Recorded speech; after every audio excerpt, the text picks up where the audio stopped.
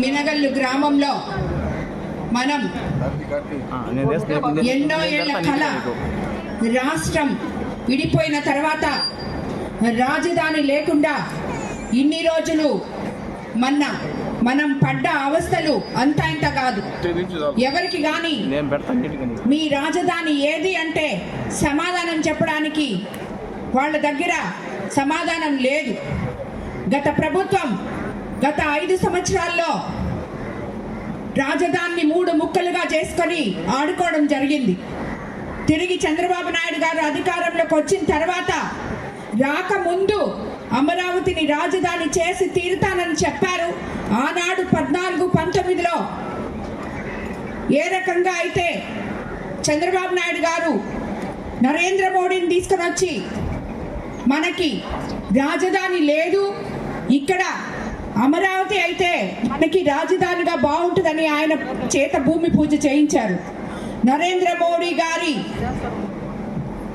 చేతి మహిమ ఏమో తిరిగి ఈరోజు మళ్ళీ చంద్రబాబు నాయుడు గారు కూటమి అండగా 164 సీట్లతో గెలిచి ఈరోజు మార్చి 28న అసెంబ్లీలో తీర్మానం చేసి రాజధాని పైన మన లోక్సభకి రాజ్యసభకి పంపించి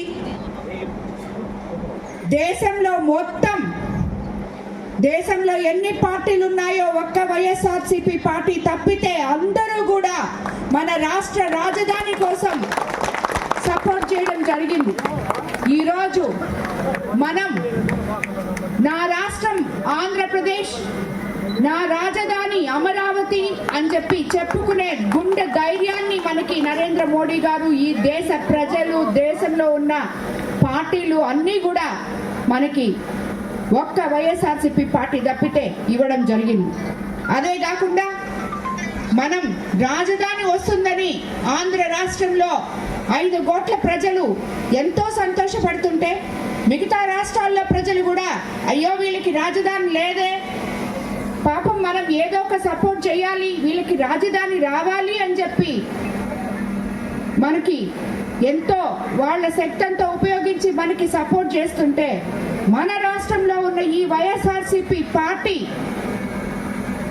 దానికి వైఎస్ఆర్సీపీ నాయకులు పార్టీ మొత్తం కూడా దానికి అగెనెస్ట్ గా అసెంబ్లీకి సరే రాలేదు, కానీ పార్లమెంట్లో దానికి అగెనెస్ట్ గా మాట్లాడి వాళ్ళేదో సాధించాలనుకున్నారు. కానీ భగవంతుడు అనేవాడు చంద్రబాబు నాయుడు గారి పక్కన, ఆంధ్రప్రదేశ్ రాష్ట్ర ప్రజల పక్కన ఉన్నారు కాబట్టి ఈరోజు మన రాష్ట్ర రాజధాని అమరావతి అని ఈరోజు నిరూపించబడింది.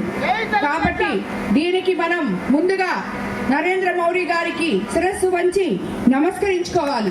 మన రాష్ట్ర ప్రజలందరూ కూడా మనం ఎప్పుడు చెప్పుకుంటూ ఉంటాం కూటమి ప్రభుత్వం డబుల్ ఇంజన్ సర్కార్ మనది అని. ఆ డబుల్ ఇంజన్ సర్కార్ అంటే ఏంటో ఈరోజు 20 నెలల్లోనే ముఖ్యమంత్రి చంద్రబాబు నాయుడు గారు ఆంధ్ర రాష్ట్రంలో చూపించగలిగారు. అవన్నీ అభివృద్ధి సంక్షేమము 2 కళ్ళులాగా ముందుకు తీసుకుపోతానే ఆంధ్ర రాష్ట్ర ప్రజల కళ రాజధానిని కూడా అమరావతిగా చేసి నెరవేర్చడం కూడా జరిగింది. ఈ రాజధాని మనకు వచ్చింది అని చెప్పి మనం ఇంత సంతోషపడుతున్న సమయంలో ఒక్కసారి మనం అమరావతిలో ఉన్న రైతులు పడ్డ కష్టాల్ని, వాళ్ళు ఎంతో ఇష్టంగా ఉన్న భూమిని రాజధాని కోసం త్యాగం చేసిన ఆ రైతుల్ని ఒకసారి మనం స్మరించుకోవాలి ఈ టైంలో.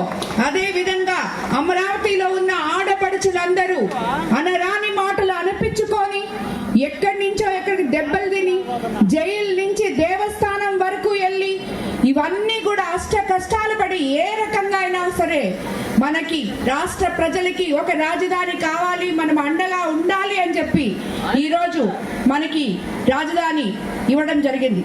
ఈరోజు 7 గంటలకి ప్రతి ఒక్కరు కూడా ఈ రాజధాని అమరావతి మనకొచ్చిందని ప్రతి గృహిణి రాష్ట్రం మొత్తం, అదే కాకుండా జిల్లా మొత్తం, కోవూరు కాన్స్టిట్యున్సీ మొత్తం ఇంటి బయట 2 దీపాలు వెలిగించాలని నేను ప్రతి మహిళని ఇక్కడ నేను కోరుకుంటున్నాను.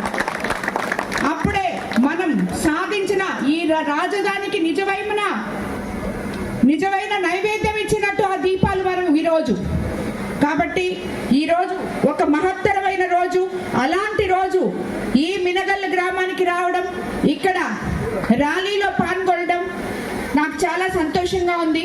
ఈ మినగల్లులో ఇప్పటి వరకు మనం ఆల్రెడీ అభివృద్ధి పనుల కోసం 20 హామీలన్నీ అమలు చేస్తూ సంక్షేమ పథకాలు మీ గడపకు చేర్చాం. కొత్త మినగల్లో 15,60,000తో 3 సీసీ రోడ్లు, పాత మినగల్లో 10 లక్షలతో నిర్మించిన శ్మశాన వాటకునికి వెళ్లే సీసీ రోడ్డు ప్రారంభోత్సవాలు, 40 లక్షలతో వాటర్ పైప్ లైన్ శంకుస్థాపన, మొత్తం ఈరోజు 65,60,000తో చేసుకుంటున్న అభివృద్ధి పనులే కూటమి ప్రభుత్వ పనితీరుకి అర్థం పడుతున్నాయని చెప్పి మీకు అందరికీ తెలియజేసుకుంటున్నాను. అలాగే మినగల్లు గ్రామంలో నిరుపయోగంగా ఉన్న పాత పంచాయతీ కార్యాలయాన్ని గ్రామస్తుల అభ్యర్థన మేరకు దాన్ని కూడా రిపేర్ చేసి గ్రామస్తులకు అందివ్వడం జరిగింది. మరియు పాత మినగల్లు గ్రామంలో ఇరిగేషన్ శాఖకు సంబంధించి 52,10,000 సాగునీటి కాలువలు పూడికలు తీయడం జరిగింది. కాబట్టి ఇవన్నీ చూస్తే మీకు సీసీ రోడ్లు కానీ ఇవన్నీ మనం 20 నెలల్లో ఇంత డబ్బులు ఈ గ్రామంలో మనం ఒక పక్క రైతులకైతేనేమి, సీసీ రోడ్లకైతేనేమి, అలాగే పంచాయతీ కార్యాలయంకైతేనేమి, మిగతా అన్నీ కూడా జరుపుకున్నాం. రాబోయే రోజుల్లో ఇప్పుడే చాలా మంది మహిళలు ఇక్కడ డ్రైన్స్ అడగడం జరిగింది. ఆ డ్రైన్స్ కూడా తప్పకుండా అందరికీ అందజేస్తామని, ఎవరైతే ఇల్లు లేని పేదలు ఉన్నారో వాళ్ళకు కూడా ఇల్లు కూడా ఇచ్చేదానికి తొందరగా ఇచ్చేస్తామని చెప్పి కూడా మీకు అందరికీ తెలియజేసుకుంటూ, ఈ కార్యక్రమాన్ని ఇంత దిగ్విజయంగా చేసిన కూటమి నేతలకు, తెలుగుదేశం పార్టీ నాయకులకు, కార్యకర్తలకు, బీజేపీ నాయకులకు, జన సైనికులకు, అలాగే మినగల్లు గ్రామ